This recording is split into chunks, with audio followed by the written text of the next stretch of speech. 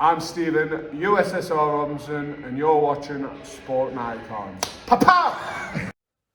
Okay, so Cuban heavyweight Frank Sanchez defeats Christian Hammer by unanimous decision. No arguments with the scorecards.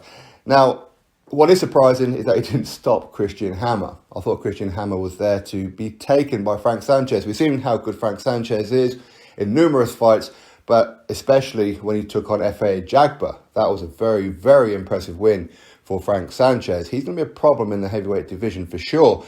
Now, as far as him taking on Christian Hammer, we know Christian Hammer, he's been around the block several times.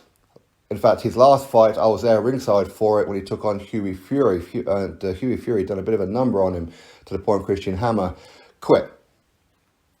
That's exactly what happened. There's no other way to sugarcoat it. But of course, he's been in there with Tyson Fury. He's been in there with Luis Ortiz. The list goes on and on and on.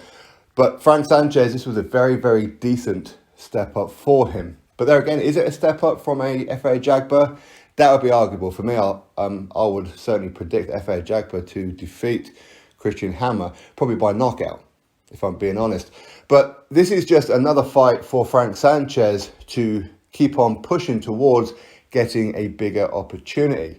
Now, personally, if I could handpick an opponent for him, PBC shows, well, let's have Frank Sanchez versus Luis Ortiz, an all-Cuban heavyweight clash.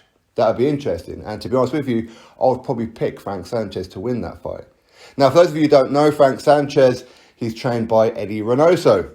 Again, if you don't know who he is, he's the trainer and, of course, manager as well of Saul Canelo Alvarez. Also trains Ryan Garcia, Oscar Valdez, currently Andy Ruiz Jr., and so forth. So he's a well-renowned coach. In fact, he won the Ring Magazine Trainer of the Year.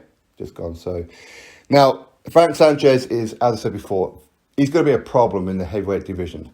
But I do think that somebody with more experience could beat him. He is there. He is quite vulnerable at times. Apparently he's young. Apparently he's, 27 or 28. Not too sure if he is. Hey, take a look. That's what I'm saying. But I'd like to see him in there with Ortiz. But with Luis Ortiz defeating Charles Martin, looks like we could well be seeing Ortiz versus Filip Hrgović for the IBF mandatory position if Luis Ortiz accepts the offer, of course, once before he has turned it down. But if not, then Frank Sanchez, let's see him take on Hughie Fury. Let's see him take on Joe Joyce. Let's see him take on Tony Yoka. That'd be interesting. There's some interesting fights out there for him. I think Frank Sanchez would take them. Eddie Reynoso, we know he's a bit of a wise fox. He will guide his fighters correctly. He will do that. He'll never put his fighter in with somebody where there's a realistic chance that they could lose the fight. But again, with Eddie Reynoso, fighters who out there could really defeat them, let's be honest. Because once they are well tutored under Eddie Reynoso, they're very, very difficult to beat. Very difficult. Frank Sanchez seems to be of that mould, or at least so far. But anyway, congratulations to Frank Sanchez for defeating Christian Hammer.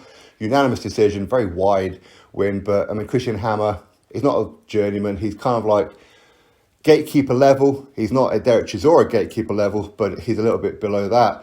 So, well done to Frank Sanchez. Onwards and upwards for him. Drop your thoughts below. Click thumbs up and, of course, subscribe. I'll catch you on the next video.